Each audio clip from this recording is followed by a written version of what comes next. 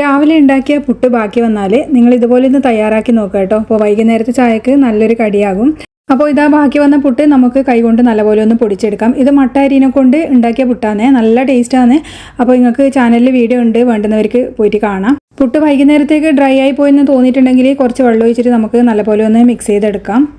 മട്ട അരി തലേന്ന് കുതിർത്ത് വെച്ചിട്ട് രാവിലെ നമ്മൾ ഉണ്ടാക്കുന്ന പുട്ടാണ്, നല്ല സോഫ്റ്റാണ്.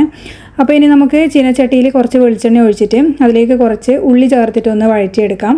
ഏകദേശം ഒരു സവാള മതിയാകും കേട്ടോ, ചെറിയൊരു സവാള ചെറുതായി അരിഞ്ഞത് ചേർത്തിട്ട് ഒന്ന് വഴറ്റിയെടുക്കാം. സവാള വാടി വരുമ്പോഴേ നമ്മളിതിലേക്ക് ചേർക്കുന്നത് ഒരു അരക്കഷ്ണം തക്കാളിയും അതുപോലെ തന്നെ കുറച്ച് കറിവേപ്പിലയാണ്. തക്കാളി നമ്മൾ ചെറുതായിട്ട് തന്നെ അരിഞ്ഞിട്ട് ചേർക്കണം. പിന്നെ കുറച്ച് ക്യാരറ്റും ചേർക്കുന്നുണ്ട്, ഒരു ക്യാരറ്റിൻ്റെ പകുതി ചെറുതായി അരിഞ്ഞിട്ട് നമുക്ക് ചേർക്കാം.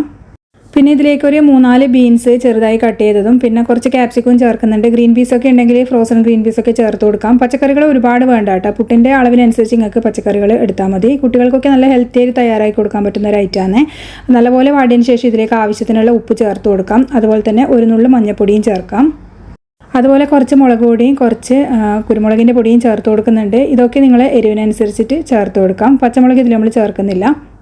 പിന്നെ വെജിറ്റബിൾ മാത്രമല്ല കേട്ടോ, ഇതിൽ മുട്ട വേണമെങ്കിലും ചേർക്കാം.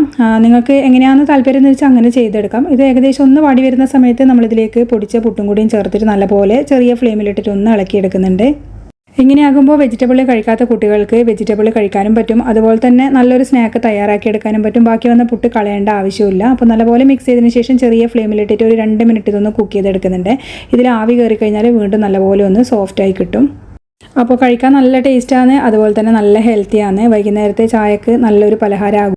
അപ്പോൾ ചപ്പാത്തിയൊക്കെ ബാക്കി വന്നാലും ഇതുപോലെ തന്നെ ചെയ്തെടുക്കാം കേട്ടോ. അപ്പോൾ ട്രൈ ചെയ്ത് നോക്കണേ, ഫീഡ്ബാക്ക് പറയാനും മറക്കരുത്.